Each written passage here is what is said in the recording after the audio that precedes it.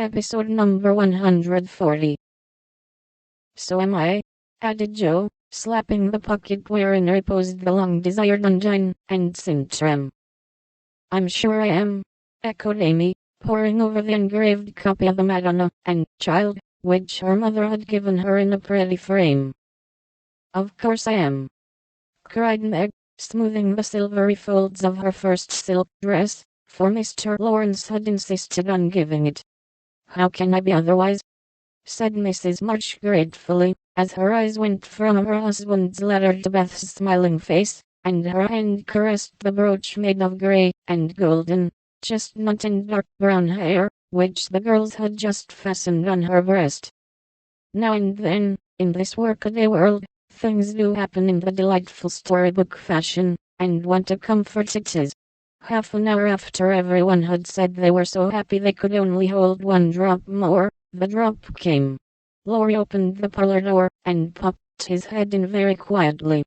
He might just as well have turned a somersault and uttered an Indian war whoop, for his face was so full of suppressed excitement, and his voice so treacherously joyful that everyone jumped up, though he only said, in a queer, breathless voice, "Here's another Christmas present for the March family." Before the words were well out of his mouth, he was whisked away somehow, and in his place appeared a tall man, muffled up to the eyes, leaning on the arm of another tall man, who tried to say something, and couldn't. Of course there was a general stampede, and for several minutes everybody seemed to lose their wits, for the strangest things were done, and no one said a word. Mr. March became invisible in the embrace of 4 pairs of loving arms. Jo disgraced herself by nearly fainting away, and had to be doctored by Laurie in the china closet. Mr. Brooke kissed Meg entirely by mistake, as he somewhat incoherently explained.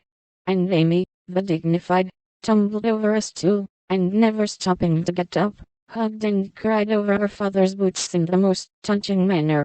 Mrs. March was the first to recover herself, and held up her hand with a warning, "Hush! Remember Beth." But it was too late. The study door flew open, the little red wrapper appeared on the threshold, joy put strength into the feeble limbs, and Beth ran straight into her father's arms. Never mind what happened just after that, for the full hearts overflowed, washing away the bitterness of the past, and leaving only the sweetness of the present. It was not at all romantic, but a hearty laugh set everybody straight again, for Hannah was discovered behind the door, sobbing over the fat turkey, which she had forgotten to put down when she rushed up from the kitchen.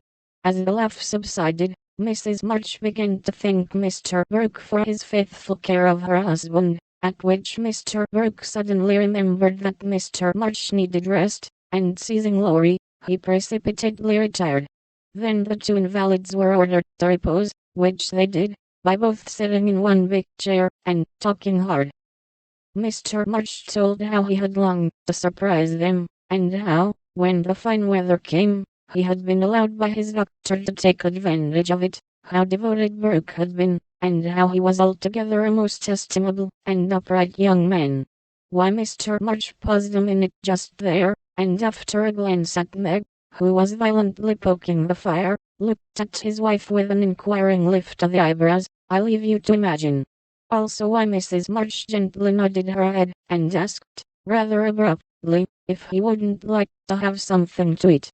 Jo saw and understood the look, and she stalked grimly away to get wine and beef tea, muttering to herself as she slammed the door, "I hate estimable young men with brown eyes."